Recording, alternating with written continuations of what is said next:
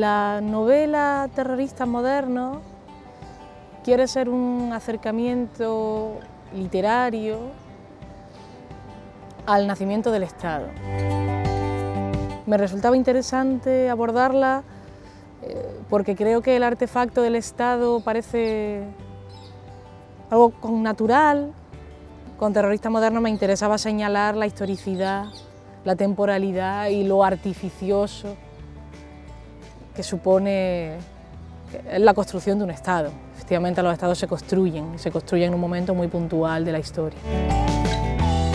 Quería hablar precisamente de cómo en ese momento había gente en la calle, personas que iban al mercado, que iban a los prostíbulos, y esta gente no eran ministros, los protagonistas de Terroristas modernos son en su mayoría mendigos,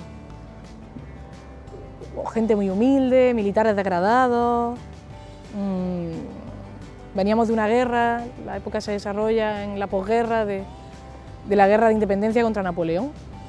Como aquello era un hervidero en Madrid en 1816, algún historiador ha hablado de un hervidero conspirativo, y también el hervidero yo quería que se tradujera en el uso del lenguaje, de modo que los personajes se quitan la palabra los unos a los otros, no hay guiones de diálogo, sino que el diálogo está insertado en el párrafo, en estilo indirecto y a veces siquiera ni con estilo indirecto, es un estilo directo porque no aparece ni el narrador.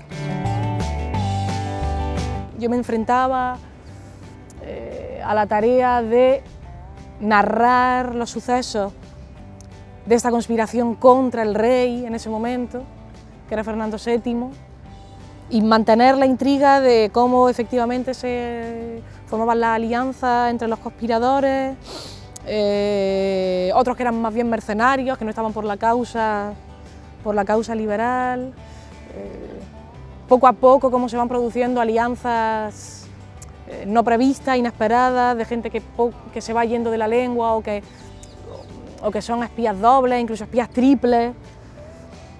Claro, me colocaba en lugares que yo había leído de adolescente de la novela negra, ¿no? Que como escritora en este momento no me interesaban, pero que tenía que reconocer que el mecanismo del misterio tenía que aprenderlo de algún lugar, y era de las novelas de Allan Poe, los relatos de Poe, o los clásicos de Sherlock Holmes, de Conan Doyle.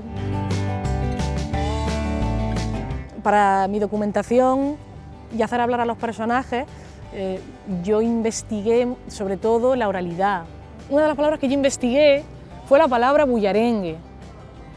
No porque sea una palabra que yo use ni que usemos contemporáneamente, sino porque era una palabra que aparece en una canción de Siniestro Total, que es una banda de los 80, los 90, que yo escuchaba mucho cuando escribía la novela. Y cuál sería mi sorpresa al ver que la palabra bullarengue, tal y como lo recoge el diccionario etimológico de Coromina, aparece por primera vez escrita en un texto en español, en un poema de esta época de la novela, los primeros 20 años del siglo XIX, en Bretón de los Herreros, que es un poeta que en esa época tenía 19 años, 20 y estaba en Madrid. De modo que Bretón de los Herreros se convirtió en un personaje que se hace amigo de estos alter egos de los Siniestro Total, que son una banda de gaiteros. El poema de Bretón dice: «Y qué ver sobre el puente de Triana, a babor y estribor, terciado el dengue, pasearse la gárrula gitana, meneando con brío el bullarengue». 1, 2, 3, 4.